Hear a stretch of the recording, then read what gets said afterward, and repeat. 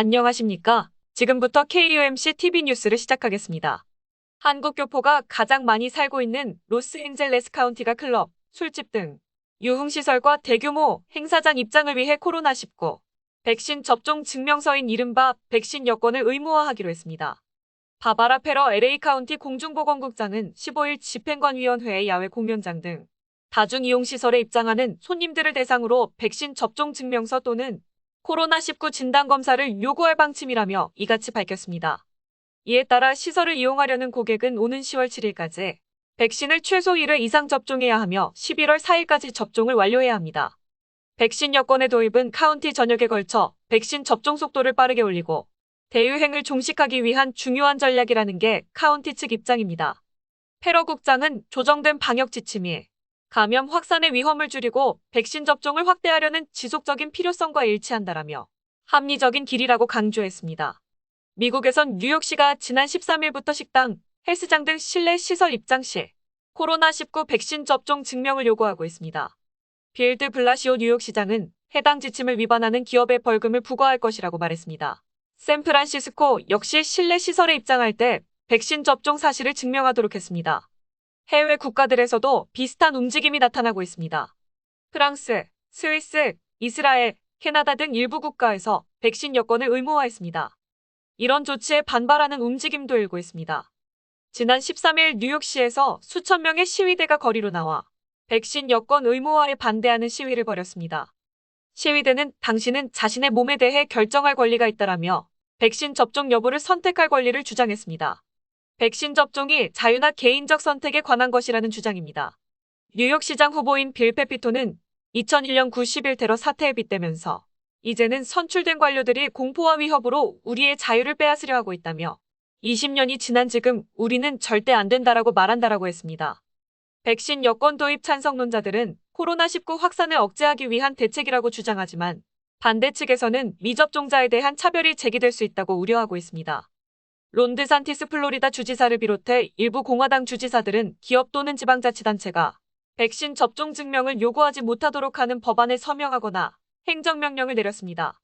국제적 비영리 단체인 전자프론티어 재단 EFF는 지난달 자체 웹사이트에 올린 성명에서 전 세계 정부 관계자들은 백신 여권 시스템을 도입할 때 심각한 실수를 저질렀다라며 이런 시스템 도입으로 비자를 소지한 이들을 포함한 수억 명의 사람들이 주요 서비스를 이용하지 못해 고립될 것이라고 지적했습니다.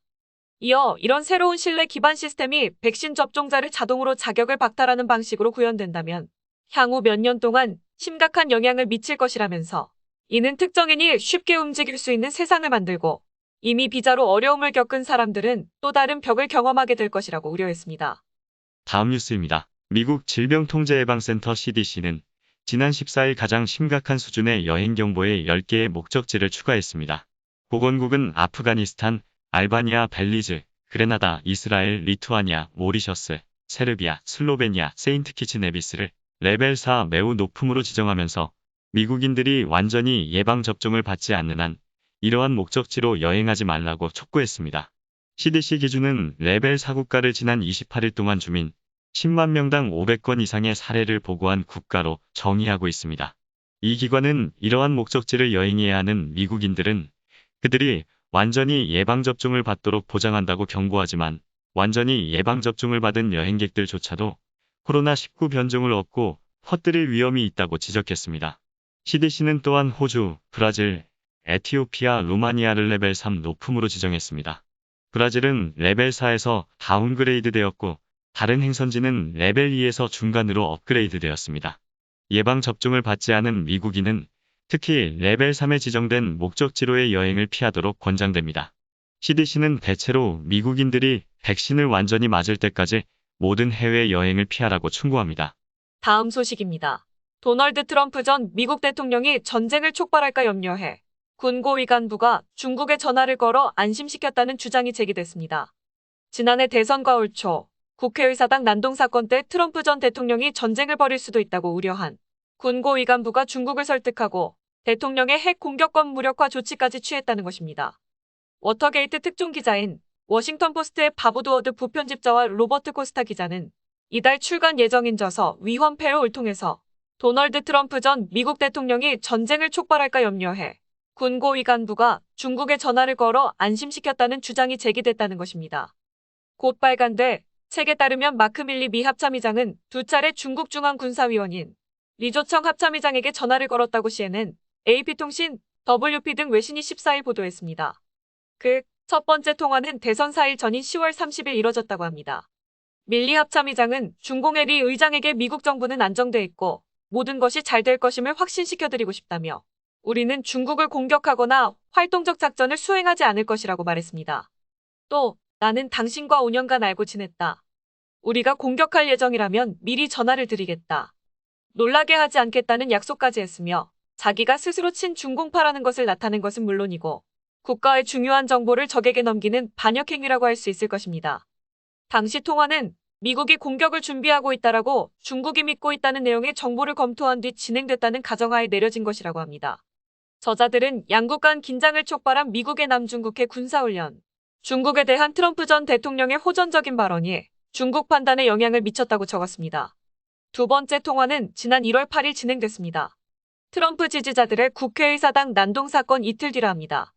밀리 의장은 트럼프 전 대통령이 제멋대로 굴 수 있다는 점을 우려했고 또다시 리 의장에게 전화해 우리는 100% 안정적이다. 민주주의는 가끔 엉성할 수 있다고 설득까지 했다고 합니다.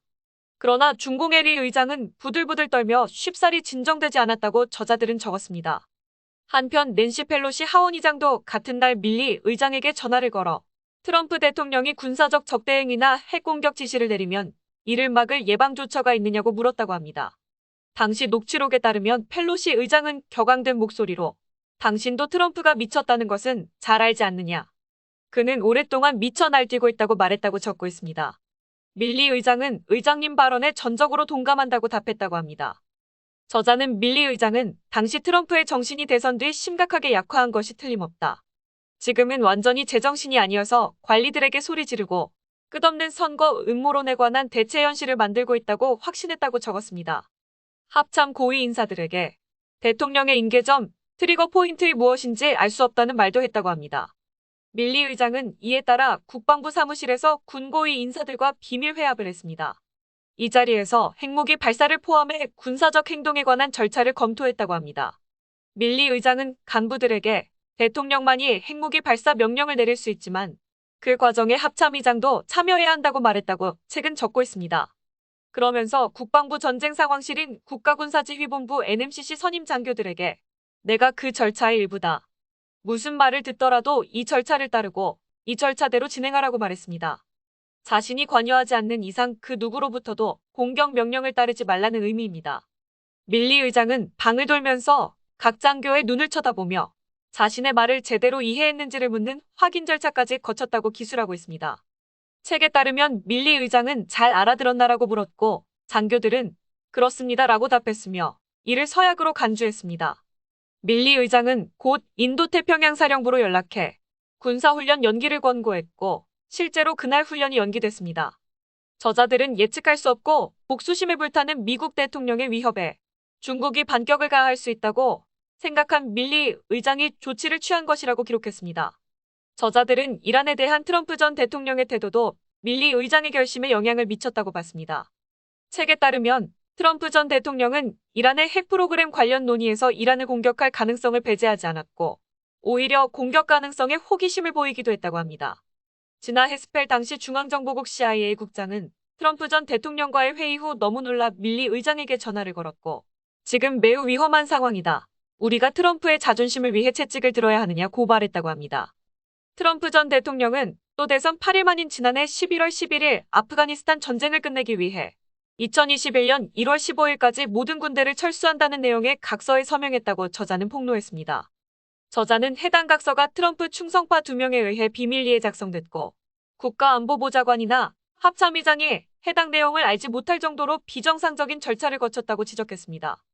해당 각서에는 국방장관 대행을 위한 각서, 소말리아와 아프가니스탄에서 철수라는 제목이 적혀 있었다고 합니다.